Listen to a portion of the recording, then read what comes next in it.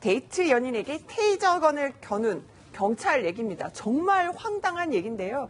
한번 사건 개요를 좀 보면서 설명을 지금 곽대경 교수님하고 나눠보도록 하겠습니다. 사기범을 수사하던 경찰인데요. 근데 공교롭게도 여자친구와 걷던 시민을 향해서 테이저건을 발사했습니다. 그제 오후 10시 반쯤에 인천 서구의 한 길거리인데요. 동료 경찰 2명과 이 중고차 사기범을 쫓고 있던 A 경사가 바로 여자친구와 길을 걷는 20대 남자 B 씨에게 테이저건 한 발을 발사한 겁니다. 네. 보면은 이 테이저건을 쏜 A 경사는 이렇게 얘기를 합니다. 수배자와 인상착의가 비슷한 용의자를 발견하고 검문하던 중에 뒷걸음질을 치면서 도주하려고 해서 쐈다 이렇게 얘기를 하는데요. 저는 시민들, 이 해당 시민은 어떤 반응을 보였을까요? 아니 한밤중에 사복 입은 남자들이 다가오니까 납치하는 줄 알고 겁먹어서 그 자리 벗어나려고 했을 뿐인데 진짜 아닌 밤중에 홍두깨다 이런 지금 반응밖에 볼 수 없을 것 같습니다. 곽 교수님, 네. 근데 저 가장 궁금한 거는요. 테이저건을 쏜다는 거는 정말 위급하고 경찰이 위협을 받을 때 쏘는 거 아닙니까? 이 테이저건이라고 하는 건 상당히 이제 고압의 그 강한 전류가 이제 발생해서 그 테이저건의 침을 맞으면 근육이 일시적으로 이제 마비가 돼서 건장한 뭐 남성이라 하더라도 순간적으로 이제 쓰러지게 하는 그런 권총형의 무기입니다. 당연히 뭐 이것은 상당히 이제 긴박한 상황, 네. 그리고 실제로 이제 피해자가 이제 도주를 한다든지 아니면 경찰관을 위협하는 그런 상황에서 이제 사용하는 이제 그런 어떤 무기라고 이제 보는데요.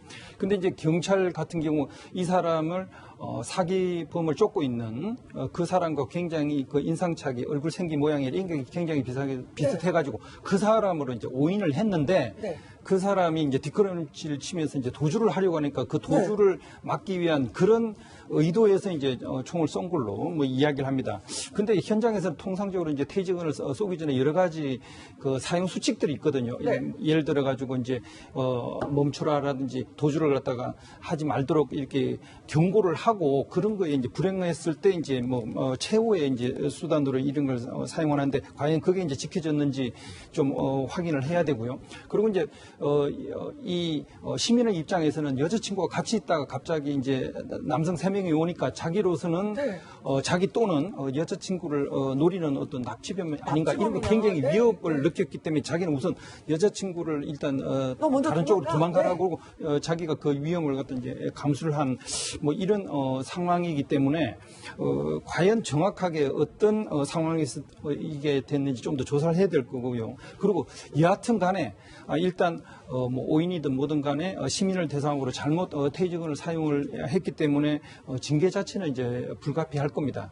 그런데 이제 과연 이 테이저건 심지어는 만약에 이제 뭐 권총 같으면 더 이제 심각한 신체 위협을 가져왔을 텐데 이런 것들을 과연 사용하는데 구체적인 어떤 상황에서 실무적으로 어떨 때 사용하는지 이런 것들이 좀 더 이제 명확해져야 되고 어떤 상황에서 이제 이걸 실제로 사용할 수 있는지에 대해서 실제로 교육이나 훈련도 평상시에 잘 되고 여러 가지 좀 상황에 맞는 그런 어떤 사용법들이 숙지가 돼야 될 것 같습니다. 근데 경찰들이요 테이저건 사용하는 경우가 많은가요? 지금 현재 이전에 이제는 네. 뭐 총기밖에 이제 없었다면 지금 이제 테이저건을 사용할 수 있게 되면서 최근에는 상당히 사용하고 있는 경우들이 늘고 있습니다. 일단 상대에 대해서 권총처럼 결정적인 심각한 피해를 입히진 않으면서도 일시적으로 그 사람의 어떤 행동을 제약할 수 있는 멈추게 해서 멈추게 할 수 있는? 현장에서 이제 체포할 가능성을 높여주는 무기이기 때문에 최근에 좀 늘고 있습니다. 사용. 근데 이 테이저건 갑자기 그냥 여자친구랑 데이트 중인데 이 테이저건을 맞은 이 시민은 얼마나 황당하겠습니까? 다친 그 부상은 그렇게 크지 않더라도요. 지금 정신적 피해를 호소하고 있다고 하는데요. 당연히 이 경찰 혹은 국가를 대상으로 뭔가 법적 대응을 할 수 있는 부분 아닌가요? 민사적 부분과 형사적 부분을 나눌 수 있을 것 같습니다.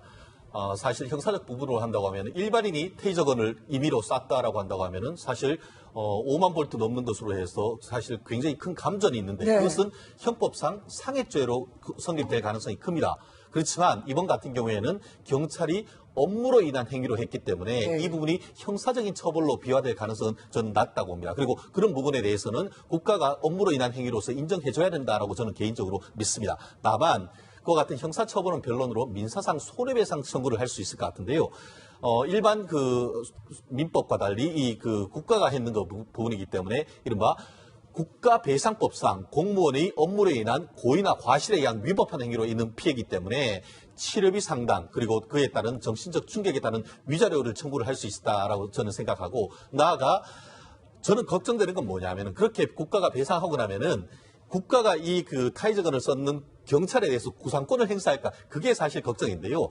그 국가배상법상 어떻게 되어 있냐면은 고의나 중과실로 이런 일을 범했을 때만 그 국가가 해당 공무원에게 배상을 하도록 해 있는데 사용 수칙을 제대로 지킨 상태였다라고 할 경우에는 설령 국가가 배상을 해줬다 하더라도 해당 경찰 공무원에게 배상까지 그 구상권까지 행사를 하지는 않을 것 같은데 네. 아까 교수님 말씀하신 것처럼 그런 구상권은 행사하지는 않겠지만 이런 사용 수칙과 관련된 과실이 있을 경우에는 내부적인 징계는 이루어질 가능성이 높지 않을까 봅니다. 경찰이 보니까요, 뭔가 보상이나 이 남성의 보상을 검토하고 있다고 하고 당연한 얘기겠죠. 어떤 식으로 이루어질지 궁금하거든요, 교수님.